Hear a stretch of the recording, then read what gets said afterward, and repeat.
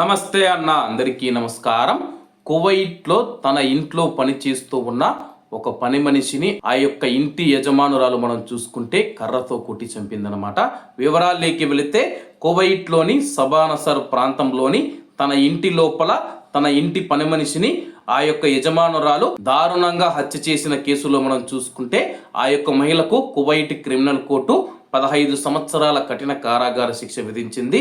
వివరాల్లోకి వెళితే ఆ ఇంట్లో పనిచేస్తూ ఉన్న పని మనిషి మరియు అలాగే గల్ఫ్ జాతీయ మహిళ మనం చూసుకుంటే కానీ గల్ఫ్ దేశాలకు సంబంధించిన మహిళ అన్నమాట. ఆమె ఇంట్లో ఒక ప్రవాసురాలైతే పని మనిషిగా పనిచేస్తూ ఉంది.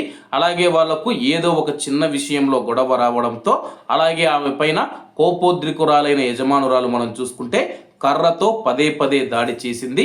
అలాగే దాడి చేసిన తర్వాత ఆమెను హాస్పిటల్కు తీసుకొని వెళ్ళి ఉంటే బ్రతికేదనమాట.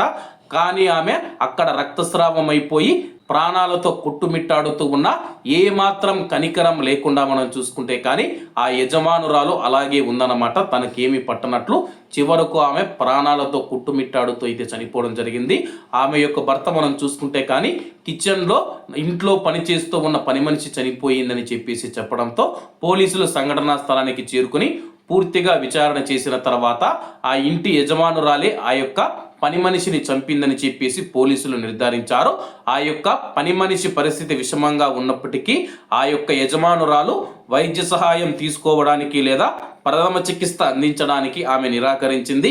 చివరికి బాధితురాలు కుట్టుమిట్టాడుతూ ప్రాణాలు వదిలేసిందని తదుపరి విచారణ కోసం మృతదేహాన్ని ఫోరెన్సిక్ విభాగానికి తరలించగా ఆమెను పదే కర్రతో దాడి చేసి చంపివేసినట్లయితే ఫోరెన్సిక్ నివేదిక వచ్చిన తర్వాత ఆ యొక్క యజమానురాలను అరెస్ట్ చేసి కువైట్ కోర్టు ముందు హాజరుపరచగా కువైట్ క్రిమినల్ కోర్టు సాక్ష్యాధారాలన్నీ పరిశీలించి ఆ యొక్క గల్ఫ్ జాతీయ మహిళకు మనం చూసుకుంటే కానీ 15 సంవత్సరాల కఠిన కారాగార శిక్ష విధిస్తూ తీర్పునిచ్చింది.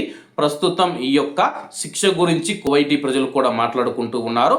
గృహ కార్మికుల పట్ల వ్యవహరించే విధానం మరియు రహస్య నేరాలకు జవాబుదారీతనం పైన చర్చను మళ్లీ రేకెత్తించిన కేసుకు ఈ తీర్పు ఒక భయంకరమైన ముగింపును తెచ్చిపెట్టిందని కువైట్ ప్రజలు మాట్లాడుకుంటూ ఉన్నారు.